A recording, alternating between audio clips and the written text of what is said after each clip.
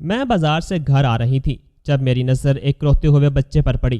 میں نے دیکھا اس کے آگے پیچھے کوئی نہیں تھا تو جلدی سے اسے چاکلیٹ دے کر بہلا پھسلا کر اپنے ساتھ اپنے گھر لے گئی، کیونکہ میں بے اولاد تھی۔ وہ بچہ روتا تو میں اسے چاکلیٹ دے کر چپ کروا دیتی۔ ابھی اس بچے کو آئے کچھ دن ہی ہوئے تھے کہ میں مالا مال ہو گئی تھی، کیونکہ جب سے وہ آیا تھا ہر روز صبح فجر کے بعد ٹھنڈے چولہے کے نیچے پیسوں سے بھری پوٹلی رکھی ہوتی۔ میں امیر ہوتی جا رہی تھی اور اس بچے کو بھی چومتی رہتی، کیونکہ وہ کراماتی تھا۔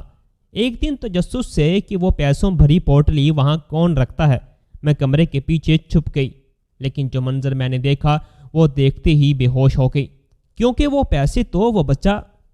میں ڈاکٹر کو چیک اپ کروانے گئی تھی۔ اس نے صاف صاف کہہ دیا تھا کہ فاطمہ تم ماں نہیں بن سکتی، تم بھانج ہو، اتنے مہنگے مہنگے علاجوں کا کوئی فائدہ نہیں ہے، اس لیے بہتر ہے کہ تم کوئی بچہ اڈاپٹ کر لو۔ ڈاکٹر کے الفاظ تھے یا نشتر جو مجھے اندر تک چھلنی کر گئے تھے۔ میں آنسو بہاتی جا رہی تھی۔ میری عمر ہی کتنی تھی؟ فقط 21 سال۔ اس عمر میں اگر میں اپنے شوہر کو بانجھ ہونے کی خبر سنا دیتی تو کیا وہ مجھے چھوڑ کر دوسری شادی نہ کر لیتا؟ میں پیدل گھر جا رہی تھی جب مجھے بھیڑ میں ایک 4 سال کا بچہ نظر آیا۔ وہ زارو قطار رو رہا تھا۔ عید آنے والی تھی، اس لیے بازار کا رش بہت بڑھ گیا تھا۔ ایسے میں کسی ماں کا لگتے جگر اس سے جدا ہو گیا تھا۔ میں سوچ میں پڑ گئی کہ جانے وہ کیسی عورت ہوگی جس نے کپڑوں کی خریداری کو اپنے بچے پر فوقیت دی۔ اس بچے کے ارد گرد رش بہت بڑھ گیا تھا۔ وہ ڈرا سہما ہوا روتا چلا جا رہا تھا۔ میں دعا کرتی رہی کہ یا اللہ اس بچے کی ماں مل جائے، مگر 2 گھنٹے ہو چکے تھے، اس بچے کی ماں واپس نہیں آئی تھی۔ اب لوگ اس بچے کو تھانے میں جمع کروانا چاہتے تھے، مگر اس کی حالت اس قدر خراب ہو چکی تھی کہ میں نے ایک دم چادر کے پیچھے منہ چھپا لیا اور آگے بڑھ کر بولی، او بیٹا تم یہاں ہو؟ وہاں ہسپتال میں تمہاری ماں کا رو رو کر برا حال ہو گیا ہے۔ لوگ سمجھے کہ شاید میں اس بچی کی کوئی رشتہ دار ہوں، اس لیے وہ پیچھے ہٹ کے۔ بچے نے جیسے ہی ماں کا لفظ سنا تو وہ میرے ساتھ چپک گیا اور میں اسے اٹھا کر اپنے گھر لے آئی تھی۔ میں نے اس کو بیڈ پر بٹھایا، پھر پانی پلایا۔ وہ بچہ دودھ مانگ رہا تھا۔ میں جلدی سے کپ میں دودھ ڈھال کر لے آئی تو اس نے میرے ہاتھ پر ہاتھ مار کر سارا دودھ گرا دیا اور بولا، فیڈر۔ میں اس بچے کو دیکھ کر رہ گئی تھی۔ یقیناً وہ بڑے لاڈوں میں پلا ہوا تھا۔ میں اس بچے کے لیے ٹی وی پر کارٹون لگا گئی اور بھاگ کر ساتھ والی دکان سے فیڈر لے آئی۔ وہ بچہ رو رو کر تھکا ہوا تھا، دودھ پیتے ہی سو گیا تھا۔ میں اس کے چہرے کے نازک سے نین نقش کو دیکھنے لگی تھی، چھوٹی سی ناک، پیارے سے ہونٹ اور گھنی پلکیں۔ نہ جانے آج کسی عورت کا کیا کچھ اجڑا تھا۔ میں نے اٹھ کر اپنے شوہر احسن کو کال ملائی اور کہا کہ جلدی گھر آؤ، ایک بہت بڑا سرپرائز ہے۔ میرا شوہر مجھ سے صرف 3 سال بڑا تھا۔ ہم نے محبت کی شادی کی تھی، اس لیے ہمارے درمیان بہت انڈرسٹینڈنگ تھی۔ میں یہ بھی جانتی تھی کہ بچے کو دیکھ کر احسن کا رد عمل اچھا نہیں ہوگا۔ احسن گھر لوٹے تو میں بولی، مبارک ہو احسن، آپ باپ بن کے اور میں ماں۔ احسن کی آنکھیں خوشی سے چمک اٹھیں۔ وہ بولے، سچ کہو ڈاکٹر نے کیا کہا؟ کتنے ماہ ہوئے ہیں؟ میں نے احسن کا ہاتھ پکڑا اور اسے بیڈ روم میں لے گئی۔ وہ اس بچے کو دیکھ کر حیران رہ کے اور بولے، یہ کون ہے؟ میں نے ساری روداد سنا دی تھی۔ میں بولی، احسن بازار سے واپسی پر مجھے یہ بچہ نظر آیا، یہ اپنے گھر والوں سے کھو گیا تھا، میں اسے اپنے ساتھ لے آئی تھی۔ احسن کے ماتھے پر بل پڑ کے وہ بولے، فاطمہ تمہارا دماغ تو ٹھیک ہے نا؟ تم کس طرح کسی کے بچے کو یوں اٹھا کر لے آئی ہو؟ میں ابھی اس بچے کو تھانے لے کر جاتا ہوں، پولیس والے خود ہی اس کے والدین کو ڈھونڈ لیں گے۔ میں احسن کے قدموں میں گر پڑی اور بولی، خدارا آپ مجھ پر اتنا بڑا ستم مت کیجیے گا، اللہ نے بڑی مشکل سے میری گود بھری ہے، آپ اس کو مت اجاڑیے گا۔ احسن غصے سے بولا، فاطمہ تم کسی دوسرے کی خوشیاں خراب کر کے اپنی خوشیاں کیسے آباد کرو گی؟ اور ویسے بھی میں کسی کی اولاد کو پالنے کے حق میں نہیں ہوں، میں انتظار کروں گا، اللہ مجھے بھی خوشخبری سنائے گا۔ میں بولی، احسن میں نہیں جانتی کہ پولیس والے اس کے والدین کو ڈھونڈنے میں کامیاب ہوں گے بھی یا نہیں، مجھے ڈر ہے کہ یہ بچہ غلط ہاتھوں میں نہ چلا جائے، پھر میں اپنے آپ کو ساری زندگی معاف نہیں کر پاؤں گی، کیا آپ اپنے ضمیر کو مطمئن کر سکیں گے؟ احسن چپ کر گیا تھا۔ اتنے میں وہ بچہ اٹھ کر رونے لگا اور چلانے لگا، ماما ماما آپ کدھر ہیں؟ احسن غصے سے بولا، لو اب اس آفت کو سنبھالو، میں تو چلا۔ احسن زور سے دروازہ مار کر باہر نکل گیا تو وہ چھوٹا سا بچہ سہم گیا تھا۔ میں اس کے پاس جا کر بیٹھ گئی اور بولی، بیٹا رونے کی کیا بات ہے؟ آپ مجھے ماما کہہ لیا کرو۔ وہ غصے سے بولا، نہیں آپ میری ماما نہیں ہیں، میری ماما کو بلائیں ابھی کے ابھی۔ وہ بچہ رونے لگا تھا، میں نے اسے چاکلیٹ دے کر بہلا دیا، وہ چپ کر گیا۔ پھر وہ بچہ رونے لگا اور بولا، آنٹی پاؤں میں بہت درد ہے۔ میں حیران ہوئی کہ اتنے سے بچے کے پاؤں میں بھلا درد کیوں ہونے لگا ہے۔ میں نے لوشن کے ساتھ اس کے پیروں کی مساج کی تو وہ پھر سے کہنے لگا تھا، پھر ایک دم اٹھ کر چلانے لگا، نہیں نہیں استاد جی مجھے مت ماریے گا۔ میں حیران تھی کہ وہ بار بار کیوں ڈر رہا ہے۔ میں بولی، بیٹا آپ کا کیا نام ہے؟ تو کہنے لگا، کاظم۔ میں مسکرا دی کہ چلو اپنے نام سے تو واقف ہے۔ پھر میں نے کاظم سے اس کے گھر کا پتہ، فون نمبر وغیرہ پوچھا تو وہ بتانے میں ناکام رہا تھا۔ میں نے اسے بہلا پھسلا کر یہ سمجھا دیا کہ آج سے میں ہی تمہاری ماما ہوں۔ ماما لفظ سنتے ہی وہ بچہ پھر سے رونے لگا اور بولا، ماما کے بغیر اچھا نہیں لگتا، وہ مجھے یاد آتی ہے، میرا دل گھبرا رہا ہے۔ میری آنکھوں میں آنسو آ گئے تھے۔ وہ محض 4 برس کا تھا اور اپنے جذبات کو صحیح الفاظ میں بیان نہیں کر سکتا تھا، مگر پھر بھی اپنے دل کا حال بتانے کی کوشش کر رہا تھا۔ شام کے احسن لوٹے تھے۔ کاظم احسن کو دیکھ کر خوف زدہ ہو گیا اور میرے پاس آ کر بولا، ماما اب یہ انکل پیسے دے کر آپ کو مارے گا، اس کو کہیں وہ چلا جائے یہاں سے، مجھے ایسے انکل نہیں پسند۔ احسن بھی اس لڑکے کی باتیں سن چکا تھا، لیکن اس نے سر جھٹک دیا اور کمرے میں چلا گیا۔ کاظم میرے ساتھ چپک گیا تھا۔ وہ بولا، ماما آپ اس انکل کے پاس نہیں جائیے گا۔ میں نے سر ہلا دیا اور کہا، نہیں جاتی۔ پھر میں نے کاظم کو دودھ دے کر سلا دیا تھا۔ میں خود احسن کے پاس آ کر بیٹھی، ان کا موڈ بڑا خراب تھا۔ میں ڈرتے ڈرتے بولی، احسن کیا بات ہے، پلیز اپنا غصہ تھوک دیجیے۔ احسن بولے، تم اس وقت میری نظروں سے دور ہو جاؤ، مجھے بہت غصہ ہے تم پر۔ لیکن میں ان کے سامنے سے نہ ہٹی اور ایک بار پھر سے انہیں منانے کی کوشش کرنے لگی۔ میں بولی، احسن ایک بار میری بات سن کر دیکھ لیجیے، ایک بات تمہیں سمجھ نہیں آتی، میں نے کیا کہا ہے، میری نظروں سے دور ہو جاؤ۔ احسن کے چلانے سے اچانک کاظم کی آنکھ کھل گئی تھی۔ دوسرے کمرے سے اس کے رونے کی آوازیں آنے لگیں۔ میں بھاگ کر اس کمرے میں گئی تو کاظم مجھ سے لپٹ گیا اور بولا، ماما میں نے آپ کو کہا تھا نا کہ اس انکل کے پاس مت جانا، وہ آپ کو مارے گا۔ وہ اس قدر ڈرا ہوا تھا کہ اس کے آنسو نہ تھمتے تھے۔ میں نے کاظم کو اپنے گلے لگا لیا اور بولی، بیٹا ایسی تو کوئی بات نہیں ہے، مجھے انکل نے نہیں مارا، وہ برے نہیں ہیں، وہ تمہارے بابا ہیں، وہ بس مجھ سے تھوڑا سا ناراض ہیں، اس لیے غصہ کر کے ہیں۔ وہ حیران ہو کر میری طرف دیکھنے لگا اور بولا، ماما بابا کیا ہوتا ہے؟ میں اس کی طرف دیکھ کر رہ گئی تھی۔ کاظم کی شخصیت بڑی عجیب سی تھی، نہ جانے وہ اس قدر حساس کیوں تھا۔ میں نے اس کو پیار کر کے سلا دیا تھا۔ پھر میں اپنے کمرے میں لیٹ گئی۔ صبح اٹھ کر میں ناشتہ بنانے لگی تو چولہے کے پاس ایک پوٹلی پڑی تھی۔ میں بڑا حیران ہو گئی کہ یہ پوٹلی کہاں سے آئی ہے۔ میں نے اس کو کھول کر دیکھا تو اس میں ڈھیروں پیسے پڑے ہوئے تھے۔ میں وہ پوٹلی اٹھا کر اپنے بیڈ روم کی جانب بھاگی تھی۔ احسن آفس کے لیے تیار ہو رہے تھے۔ میں نے ان کے سامنے وہ پوٹلی کر دی اور بولی، احسن یہ دیکھیں یہ کیا ہے؟ احسن نے منہ پھیر لیا۔ میں دوسری طرف سے ان کے سامنے آئی اور وہ مجھے گھورنے لگے۔ پھر ان کی نظر پوٹلی پر پڑ گئی تو وہ حیران ہو کے بولے، یہ کیا ہے؟ میں بولی، یہ پوٹلی ہمارے چولہے کے پاس پڑی تھی۔ احسن نے پیسے دیکھے تو خوش ہو کے، ہمارے مالی حالات اتنے اچھے نہیں تھے، پیسے دیکھ کر ہم دونوں ہی خوش ہو کے تھے۔ میں نے وہ پیسے احسن کو دے دیے اور کہا کہ یہ آپ کے ہیں۔ انہوں نے نفی میں سر ہلا دیا اور بولے، یہ تمہیں ملی ہے تو تم ہی ان پیسوں کو استعمال کرو گی۔ میں خوش ہو گئی۔ ان پیسوں سے میں کاظم کے لیے کپڑے اور کھلونے لے آئی تھی۔ میں نے کاظم سے پوچھا کہ تم اپنی ماما سے کیسے کھو گئے تھے؟ وہ ننھا سا بچہ رونے لگا اور بولا، ماما نے کہا تھا یہاں رک جاؤ، میں ابھی آتی ہوں، مگر پھر وہ لوٹی ہی نہیں تھی۔ آپ کو پتہ ہے کیا، ماما کو ایک انکل بہت مارتے ہیں، مجھے ماما کے پاس جانا ہے، نہ جانے وہ کس حال میں ہوگی، ان کو کوئی بچانے والا بھی ہوگا یا نہیں۔ وہ ڈر گیا تھا۔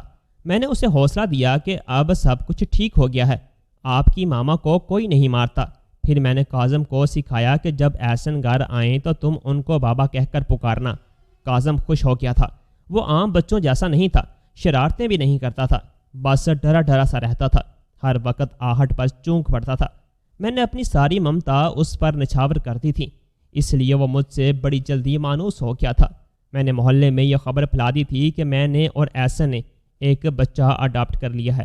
احسن کام سے آئے تو کاظم ان کے پاس جا کر بولا، بابا۔ احسن کی آنکھوں میں آنسو آ گئے تھے۔ انہوں نے اپنی جیب سے چاکلیٹ نکال کر کاظم کو دے دی اور بولے، یہ میں تمہارے لیے لے کر آیا ہوں، کاظم کھیلنے لگا تو میں احسن کے پاس جا کر بیٹھ گئی۔ میں بولی، احسن، میں آج آپ کو ایک ایسا سچ بتانے جا رہی ہوں جس کو سن کر آپ یہی دعا کریں گے کہ کاش یہ جھوٹ ہی ہو جائے، آپ کی ذات بکھر کر رہ جائے گی۔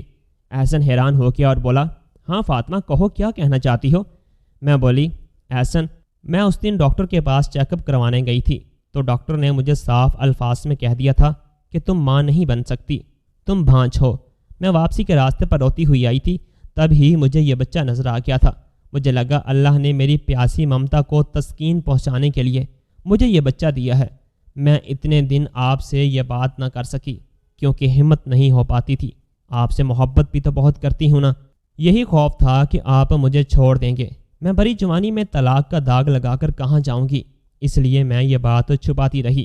مگر پھر میں نے کاظم کو دیکھا، وہ کتنا معصوم سا ہے نا، اس عمر میں تو ماں باپ کے بغیر رہنے کا انسان تصور بھی نہیں کر سکتا، مگر وہ رہ رہا ہے۔ اکثر اپنی ماما کو یاد کر کے رو دیتا ہے، مگر پھر بہل بھی جاتا ہے۔ میں بچی نہیں ہوں، میں آپ کی جدائی سہ نہیں پاؤں گی، میں چاکلیٹ سے بہلوں گی بھی نہیں، مگر کیا کروں، یہ میری محبت ہی ہے جو مجھے بار بار کہہ رہی ہے کہ فاطمہ، محبت میں دھوکہ جائز نہیں ہے، تم احسن کو سب کچھ سچ سچ بتا دو۔ اس لیے آج میں نے اپنا دل آپ کے سامنے کھول کر رکھ دیا ہے۔ احسن حیرت زدہ سا رہ گیا تھا، اس کی آنکھیں پانی سے لبریز تھیں، مگر پھر وہ مسکرا کر بولا، فاطمہ، تمہارے اسی سچ نے مجھے خرید لیا ہے، میں تمہیں کبھی نہیں چھوڑوں گا۔ پھر دیکھو، اللہ نے کاظم کی صورت میں ہمیں بچہ دے تو دیا ہے، ہمیں اور کس چیز کی ضرورت ہے بھلا؟ میں رونے لگی تھی۔ بے شک اللہ مجھ پر بڑا مہربان تھا۔ صبح ہوئی تو پھر سے ہمارے چولہے کے پاس پیسوں کی پوٹلی پڑی تھی۔ میں حیران ہوئی تھی، مگر پھر آہستہ آہستہ حیران ہونا بھی چھوڑ دیا تھا، کیونکہ یہ اب روز کا معمول بن چکا تھا۔ ہم راتوں رات امیر ہو گئے تھے، پیسہ ہی پیسہ تھا۔ کاظم ہمارے ساتھ مانوس ہو گیا تھا، احسن نے بھی اسے اپنا لیا تھا۔ میں احسن سے کہتی تھی کہ یہ سب کاظم کے نصیبوں سے ہمیں ملا ہے۔ پہلے تو بس اتنا تھا کہ عزت سے 2 وقت کی روٹی نصیب ہو جاتی تھی، مگر اب تو ہر چیز کی ریل پیل ہے۔ احسن مسکرا کر میری بات کی تائید کر دیتا تھا۔ ایک دن بولا، فاطمہ، ایک بات کہوں؟ میں بولی، ضرور کہیں۔ احسن بولا، فاطمہ، میں اکثر یہ سوچتا ہوں کہ کاظم کے آتے ہی ہمارے گھر سب کچھ کیسے آ گیا؟ پیسوں کی پوٹلی کے پیچھے کون ہے جو ہم پر اس قدر مہربان ہو چکا ہے؟ میں بولی، احسن، آم کھاؤ، پیڑ مت گنو، ہم اللہ کا شکر کرنے کی بجائے یہ سب کیوں سوچیں؟ ہر چیز کے پیچھے اللہ ہی ہوتا ہے، یہ سب اسی کی عطا ہے۔ احسن بولا، فاطمہ، اس نے کسی نہ کسی کو تو وسیلہ بنایا ہی ہوگا نا، اللہ نے جس انسان کے دل میں ہمارے لیے رحم ڈالا ہے، میں اس سے ملنا چاہتا ہوں، بس میری اتنی سی خواہش ہے۔ میں نے کندھے اچکا دی اور بولی، احسن، یہ سب مت سوچیں، چھوڑیں ان باتوں کو۔ میں نے احسن کو تسلی دے دی تھی، مگر میرا اپنا دل بے چین ہو گیا تھا۔ واقعی یہ سب کون کر رہا تھا اور کیسے ہو رہا تھا؟ کوئی نہ کوئی رات کے وقت ہمارے گھر آتا ہی ہوگا نا۔ میں نے سوچ لیا تھا کہ میں یہ راز جان کر ہی رہوں گی، اس لیے میں کاظم کو سلا کر چائے بنانے چلی گئی تھی۔ چائے کے 2 کپ پی کر میں اپنے کمرے میں چلی گئی۔ کافی دیر تو میں اور احسن اپنے مستقبل کے بارے میں باتیں کرتے رہے۔ پھر احسن بھی سو گئے تو میں اپنے کمرے کی کھڑکی کے پاس جا کر کھڑی ہو گئی تھی۔ میں راز جاننا چاہتی تھی۔ نہ جانے کتنے پہر میں یوں ہی کھڑی رہی تھی، میرے پاؤں سو گئے تھے۔ میں کبھی ایک پیر رکھتی تو دوسرا اٹھاتی تھی۔ میں جب تھک کر چور ہو گئی اور ارادہ کر لیا کہ اب بس لیٹ جاتی ہوں، تب ہی مجھے کسی کے کودنے کی آواز سنائی تھی۔ میرے کان کھڑے ہو گئے تھے۔ میں نے باہر صحن کی جانب دیکھا تو سیاہ چادر میں چھپا ایک وجود ہمارے چولہے کی جانب بڑھ رہا تھا۔ اس نے وہ پوٹلی چولہے کے پاس رکھ دی تھی۔ پھر اس وجود کے قدم کاظم کے کمرے کی جانب بڑھنے لگے تھے۔ میری روح تک لرز گئی تھی۔ میں ڈر گئی تھی کہ شاید آنے والا کاظم کو اغوا کرنے آیا ہے۔ میں نے احسن کو جھنجھوڑ ڈالا تھا۔ میں بولی، جلدی سے اٹھ کر میرے ساتھ آئیں، کاظم کو خطرہ ہے۔ احسن بوکھلا گئے تھے، وہ بھی میرے پیچھے ہی آئے تھے۔ ہم دونوں دبے قدموں سے آگے بڑھ رہے تھے اور دروازے کے پاس جا کر رک گئے تھے۔ کاظم کی معصوم سی آواز گونج رہی تھی۔ وہ کہہ رہا تھا، ماما، میری نئی ماما بہت اچھی ہے، مجھ سے بہت پیار کرتی ہے، یہاں آ کر مجھے بابا بھی مل گئے ہیں، مگر آپ سے ایک بات کہوں، مجھے آپ کی خوشبو نئی ماما سے نہیں آتی، مجھے آپ بہت یاد آتی ہیں۔ جب یاد آتی ہیں تو نہ دودھ پینے کو دل کرتا ہے نہ ہی کھیلنے کو دل کرتا ہے۔ آپ مجھے کیوں چھوڑ کر چلی گئی ہیں ماما؟ آپ کی جگہ تو کوئی بھی نہیں لے سکتا نا۔ پھر بھیگی ہوئی نسوانی آواز گونجی تھی، میرے پیارے قاسم، ماں مجبور تھی۔ تمہیں کیا لگتا ہے تمہیں چھوڑ کر چین سے رہتی ہوں؟ تمہاری یاد میرے کلیجے کو نچوڑ دیتی ہے۔ اچھا اب تم آنکھیں بند کر کے سو جاؤ۔ تم اپنی نئی ماما کو ہرگز تنگ مت کرنا، میں کل پھر تم سے ملنے آؤں گی۔ کاظم شاید سو گیا تھا کیونکہ اس کی آواز آنا بند ہو گئی تھی۔ وہ عورت کاظم کو چوم کر باہر نکلی تو ہم میاں بیوی کو دیکھ کر سہم گئی تھی۔ احسن آگے بڑھے اور غصے سے بولے، یہ میرا گھر ہے، کوئی اسٹیج نہیں جس پر تم یہ ڈرامہ رچا رہی ہو۔ سچ سچ بتاؤ تم ہو کون اور یوں آدھی رات کو میرے گھر کی دیوار پھیلا کر یہاں کیا کرنے آئی ہو؟ وہ عورت رونے لگی اور پھر بولی، میرا نام حسنہ ہے۔ نام سے تو آپ کو معلوم ہو ہی گیا ہوگا کہ میرا تعلق کن گلیوں سے ہے۔ میں ایک کوٹھے میں پیدا ہوئی تھی، باپ کی شکل تک نہ دیکھی تھی، مگر اماں کہتی تھی کہ تیرا باپ بہت ہی نیک گھرانے سے تھا۔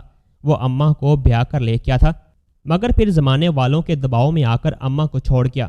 تب اماں کے پیٹ ہی میں تھی میں شاید اپنے باپ پر گئی تھی جو مجھے گناہ کی زندگی ایک آنکھ نہ باتی تھی۔ میں نے اماں سے کہہ دیا کہ جو بھی ہو جائے جان دے دوں گی مگر گناہ نہیں کروں گی۔ اماں چپ کر گئی تھی۔ کیوں ہی ہمارے کوٹھے پر ایک بہت بڑا رئیس آیا تھا۔ وہ مجھے پہلی نظر دیکھتے ہی فدا ہو گیا تھا۔ اس نے میری بہت بڑی بڑی بولی لگائی مگر میں نے نکاح کی شرط رکھ دی۔ وہ رئیس مجھے نکاح کر کے لے گیا اور جب اسے علم ہوا کہ میں امید سے ہوں تو وہ مجھے پھر سے کوٹھے پر چھوڑ گیا تھا۔ اماں نے مجھے کہا کہ اب تو تمہیں کام کرنا ہی پڑے گا۔ میں اپنے بچے کی پیدائش تک یہی دعا کرتی رہی کہ یا اللہ ایک اور حسینہ پیدا مت کرنا۔ مجھے بیٹی نہیں چاہیے تھی، وہ بھی میری طرح دہل جاتی۔ جب میرے گھر کاظم پیدا ہوا تو لگا کہ میری زندگی کی سب سے بڑی مراد پوری ہو گئی ہے۔ مجھے لگا تھا کہ میری زندگی سہل ہو گئی ہے مگر ایسا نہ ہوا۔ مجھے بچے کی پرورش کے لیے اماں کا کہا ماننا پڑا تھا۔ جب میں نے پہلی بار اماں کی بات مانی تھی اس رات لگا جیسے میں نے اپنے وجود کو دفن کر دیا ہو۔ کاظم بڑا ہوتا گیا تو میری مشکلات میں اضافہ ہوتا چلا گیا۔ ساری رقاصائیں ہنس کر کہتی تھیں کہ بڑا ہو کر یہ بھی وہی بنے گا جو یہاں کے لڑکے بنتے ہیں۔ میں اپنے بچے کے ساتھ اتنا برا نہیں کر سکتی تھی۔ کاظم میں میری جان ہے۔ پھر ہمارے کوٹھے کا ماحول بھی اچھا نہیں تھا، اس کا ننھا ذہن پریشان ہو گیا تھا۔ ہم جیسیوں پر تو تشدد بھی بہت ہوتا ہے۔ میرے کئی گاہک مجھے مارتے تھے تو کاظم میری نیلی آنکھیں اور سرخ رخسار دیکھ کر پہروں روتا رہتا تھا۔ وہ اپنی عمر سے بڑا ہوتا جا رہا تھا۔ میں نے اپنے بچے کی بھلائی کے لیے اس سے جدا ہونے کا فیصلہ کر لیا تھا، اس لیے میں اس دن اپنے اکلوتے بیٹے کو بھیڑ میں چھوڑ آئی تھی۔ اس بھیڑ میں نے اپنے آدمی بھی چھوڑے ہوئے تھے جو مجھے یہ آ کر بتاتے کہ اسے اپنے ساتھ کون لے کیا ہے۔ میں ایک فاصلے سے کھڑی یہ سب دیکھ رہی تھی۔ میں بھی رو رہی تھی اور میرا بچہ بھی رو رہا تھا۔ پھر مجھے پتہ چلا کہ تم اسے اپنے ساتھ لے آئی ہو۔ میں نے تم لوگوں کی چھان بین کروائی تو مطمئن ہو گئی تھی، مگر جب یہ علم ہوا کہ تم لوگوں کے مالی حالات اچھے نہیں ہیں تو میں پیسوں کی پوٹلی چھوڑ جاتی تھی۔ پھر حسنہ میرے اور احسن کے قدموں میں گر کر رونے لگی تھی۔ وہ بولی، خدارا میری اصلیت جاننے کے بعد میرے بچے کو گھر سے مت نکال دینا، اس کے ساتھ نرمی سے پیش آنا۔ میں نے تو اسے آج تک جھٹکا بھی نہیں ہے۔ میں نے حسنہ کو اٹھا کر سینے سے لگا لیا اور بولی، حسنہ تم یہی سمجھو کہ تمہاری کوکھ میں میری اولاد پلی ہے۔ کاظم میری لاڈلی میری جان ہے، میں اس کے بغیر رہ نہیں سکتی۔ احسن بولے، حسنہ اگر تم وعدہ کرو کہ تم آج کے بعد پیسوں کی پوٹلی رکھ کر نہیں جاؤ گی تو کاظم ہمارا بیٹا بن کر ہی رہے گا۔ حسنہ پھوٹ پھوٹ کر روتی تھی۔ اس نے ہمارا شکریہ ادا کیا اور اجازت مانگی کہ وہ کاظم کے ساتھ آ کر کبھی کبھی مل لیا کرے گی۔ حسنہ چلی گئی تھی مگر میرے آنسو ہی نہ تھمتے تھے۔ عورت کبھی کبھی مجبور ہو کر اپنی اولاد کو بھی خود سے دور کر لیتی ہے۔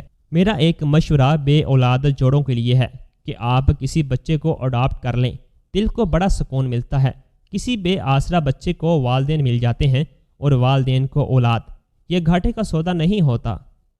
دوستو کیسی لگی آپ کو ہماری آج کی کہانی؟ کمنٹ باکس میں اپنی قیمتی رائے کا اظہار لازمی کیجیے گا۔ کہانی اچھی لگی ہو تو ویڈیو کو لائک اور چینل کو سبسکرائب بھی لازمی کر دیجیے گا۔ اللہ حافظ۔